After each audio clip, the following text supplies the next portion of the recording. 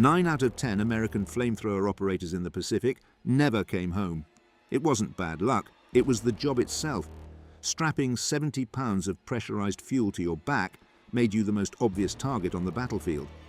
One bullet could turn you into a fireball. So why did the US military keep sending men into battle with a weapon that almost guaranteed their deaths? Today we'll explore why flamethrowers were used in the Pacific, how it became essential for breaking Japan's defenses, what made it so lethal to the enemy, and why carrying it meant almost certain death for the soldier who pulled the trigger. The Pacific theatre of World War II stretched across thousands of miles of islands, reefs, and jungle terrain. After the attack on Pearl Harbor in December 1941, the United States adopted an island-hopping strategy, seizing key islands one by one to get closer to Japan while bypassing others. At each island, Japanese engineers turned caves, cliffs, and dense jungle into defensive strongholds. Concrete bunkers were reinforced to withstand hours of artillery fire, pillboxes blended seamlessly into the terrain, and tunnel systems allowed troops to move unseen. These fortifications were designed to be nearly impenetrable, and conventional weapons like grenades or rifles often proved useless. The US military needed a way to neutralize enemy troops hidden deep inside concrete positions and tunnels. The solution was fire. Flamethrowers could do what bullets and shells could not: sweep through bunkers, drive defenders out of caves, and break the will of soldiers ordered to fight to the death. The flamethrower had the ability to reach inside these bunkers and caves, searing through obstacles that bullets and shells cannot, forcing the defenders into the open. Flamethrowers had been field-tested early in the Pacific, but the real breakthrough came when US naval construction battalions, the Seabees, modified tanks to carry them. At Saipan, Tinian, and Iwo Jima, these mechanized flamethrowers became an unstoppable psychological and tactical force. The Marines called them the best weapon they had, while the Japanese feared them more than any conventional tank or artillery piece. But holding that weapon was a curse as much as a solution. The standard American flamethrower in the Pacific was the M2 model. Fully loaded, it weighed about 70 pounds, with 2 fuel tanks and a smaller compressed gas cylinder strapped to the operator's back. The compressed gas pushed thickened fuel through a hose and nozzle, where an ignition system lit it into a jet of fire. Its effective range was roughly 20 to 40 yards, depending on wind, terrain, and fuel type, and each operator carried enough fuel for about 7 to 10 bursts, each lasting only a few seconds. This design made the flamethrower both powerful and deadly, but for the operator, the danger was immediate. A single rifle shot could ignite the fuel, killing the operator instantly and sometimes wounding nearby comrades. Even when the tanks didn't explode, the weapon's limited range forced operators to get perilously close to bunkers and fortified positions. The combination of visibility and proximity meant a flamethrower operator's life expectancy could be as low as 4 minutes in heavy fighting.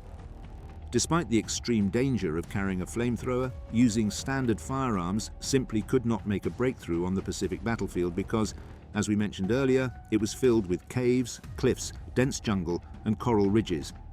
These fortifications were nearly impenetrable, leaving infantry with few options. The environment compounded the problem. Thick undergrowth slowed movement, obscured sight lines, and made it difficult to coordinate attacks. Mud, rain, and the oppressive heat added physical strain that left soldiers vulnerable.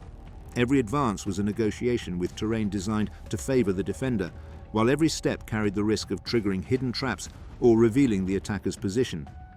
In this setting, the flamethrower became a tactical necessity, one of the few tools capable of breaking through. A jet of fire could sweep through a bunker or cave entrance, driving defenders out or forcing them to surrender. Even the most disciplined troops, trained to fight to the death, would abandon positions when faced with the immediate threat of being burned alive. In other words, the flamethrower was not used for convenience or intimidation alone. It was a tactical necessity, the only way to secure ground in a war where every yard was paid for in blood. Later in the war, engineers and Seabees began modifying tanks to carry flamethrowers, like the M3 Satan and Sherman Zippo. These mechanized versions had far greater range, up to 120 yards, and much larger fuel capacity than portable units. The Seabees armored the tanks to protect the operator from small arms fire, integrated sophisticated nozzle systems for more accurate targeting, and designed fuel storage to minimize risk of explosion. Operators could pivot the turret or angle the hoses to sweep bunkers and caves with precision. For the men assigned to the weapon, the statistics were grim. Studies of Pacific battles suggest that as many as 9 out of 10 flamethrower operators were killed in action. On Iwo Jima, casualty rates for portable flamethrower units climbed above 90%, making it one of the deadliest assignments of the war. Imagine going into battle knowing that you are very likely to die with every step you take. By Okinawa, this terror effect was so well known that many assaults stalled until flame tanks were brought in. The flamethrower was not just a weapon of destruction, it was a weapon of terror. Reports from the Pacific describe Japanese defenders abandoning fortified positions the moment flames appeared, even after withstanding days of artillery and machine gun fire. To them, being burned alive was a fate worse than death. For US troops, the weapon carried a different kind of psychological weight. Infantrymen often felt relief when a flamethrower team was nearby, since it was one of the few tools that could reliably clear a position. At Iwo Jima, Marines described mechanized flamethrower tanks as the most effective weapons they had. Many soldiers even chose to follow the tanks into battle, believing that their presence broke enemy resistance faster than anything else. For the operators, the mental burden was heavy. Accounts from veterans describe the lasting trauma, not just from the danger of carrying the weapon, but from witnessing the horrific results of using it. For many, the war did not end when they left the battlefield, because the memory of fire never left them.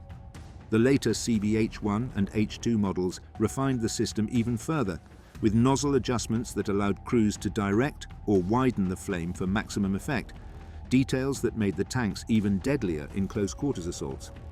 After the Pacific campaigns, the US military recognized both the tactical value and the extreme human cost of flamethrowers. The Army disbanded the 713th Flame Tank Battalion post-war, and the Marine Corps reduced its flame units, keeping only minimal mechanized capability for training and future contingency. During the Korean War, only a single platoon, the Flame Dragons, saw limited portable flamethrower use, which saw the Army shift away from the weapon in modern warfare.